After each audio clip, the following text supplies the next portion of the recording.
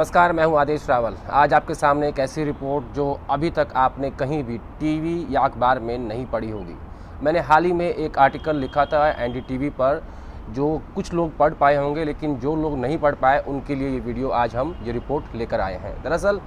10 अक्टूबर को एक Congress working committee की बैठक हुई, जिसमें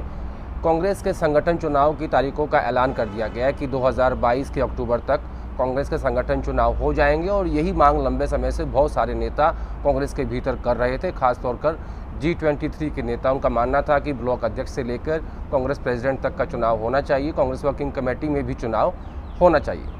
उस दिन लोगों को ये लगने लगा कि अब तो संगठन चुनाव की तारीखों का ऐलान हो गया है और अब राहुल गांधी कांग्रेस पार्टी के अध्यक्ष बन जाएंगे, क्योंकि उनके सामने कोई भी खड़ा नहीं होगा। अगर चुनाव भी होता है, नंबर भी उनके साथ हैं, लोग भी उनके साथ हैं और कोई चुनौती नहीं दे पाएगा,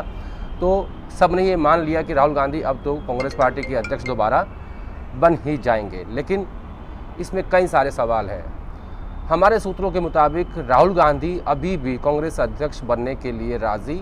नहीं हुए हैं। इसके पीछे की क्या वजह है, ये मैं आपको इस रिपोर्ट में बताऊँगा।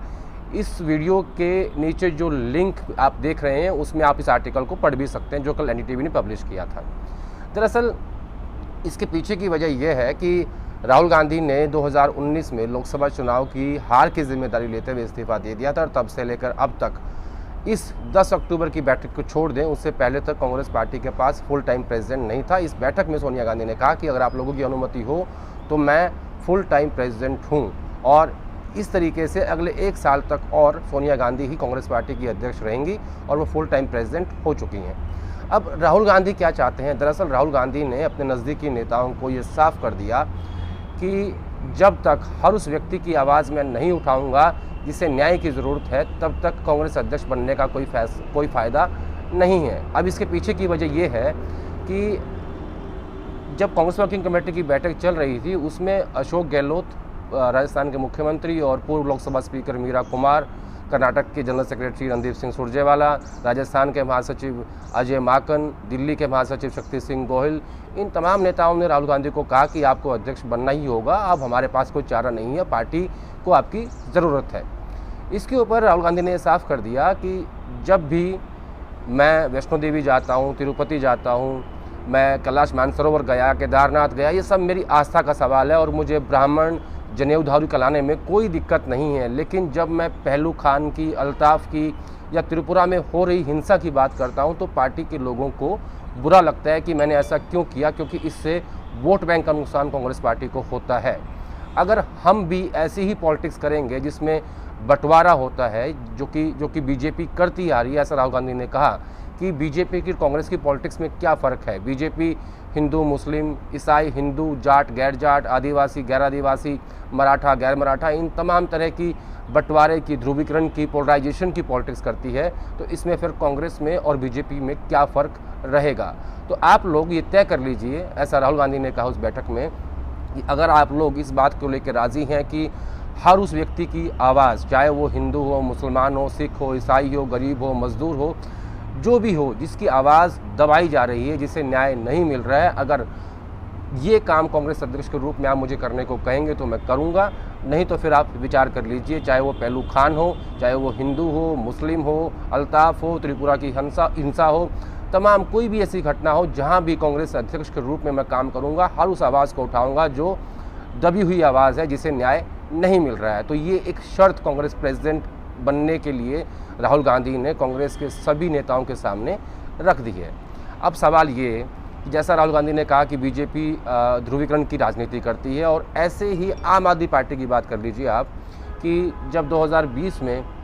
दिल्ली में विधानसभा चुनाव हो रहा था, तो CAA के मुद्दे को लेकर शाहीन बाग में बड़ी संख्या में महिलाएं प्रोटेस्ट पे बैठी हुई थी, और सर्दी में आप सब ने वो टीवी के और सोशल मीडिया के माध्यम से देखा होगा, उसमें एक बार भी अरविंद केजरीवाल नहीं गए। दरअसल वो अयोध्या की बात कर रहे हैं, राम मंदिर की बात कर रहे हैं, सब कर रहे हैं, लेकिन उस वक्त क्यों नहीं गए? क्योंकि उन्हें डर था इस बात का कि जैसे ही वो शाहीन बाग जाएंगे तो दिल्ली में उन्हें हिंदू वोटों का नुकसान हो सकता है। इसीलिए अरविंद केजरीवाल शाहीन बाग नहीं गए, और जो भी उन्होंने विज्ञापन चैनल्स को दिया था उसमें उन्होंने हनुमान चालीसा का पाठ किया टीवी पर आकर, यानी उन्हें भी हिंदुत्व की राजनीति समझ में आ गई। इस बार जब उन्होंने दिवाली पे पूजा की तो वो टीवी पर लाइव प्रसारित हुआ और पहली बार अरविंद केजरीवाल डिज़ाइनर कुर्ते में भी नज़र आए। तो राजनीति अपने हिसाब से होती है, केजरीवाल भी हिंदुत्व की कर रहे हैं, बंटवारे की कर रहे हैं, बीजेपी भी कर रही है, अगर कांग्रेस भी वही करेगी तो फिर इसमें राजनीतिक रूप से पॉलिटिकल पार्टीज़ का जो नज़रिया है या जिसकी ज़रूरत होती है हिंदुस्तान की राजनीति में, उस सब में अलग कैसे आप दिखोगे। तो राहुल गांधी ने ये शर्त अपने कांग्रेस पार्टी के नेताओं के सामने रख दी है कि मैं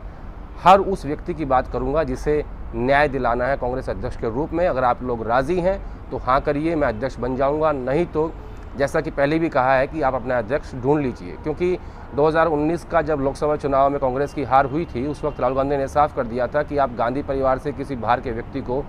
अध्यक्ष चुन लीजिए। लेकिन अभी तक भी सोनिया गांधी कांग्रेस की अध्यक्ष हैं। अब देखना ये होगा कि क्या अगले साल तक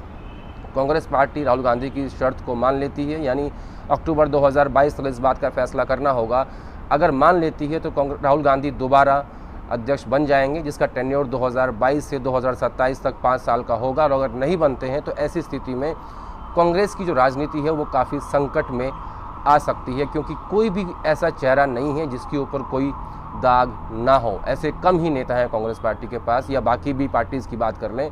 राहुल गांधी, ये लोग भी कहते हैं और वो खुद भी कहते हैं कि प्रधानमंत्री मोदी से सवाल पूछने वाला कोई अगर नेता आज की पार्टी में और रीजनल पार्टीज़ की बात भी करें उनमें है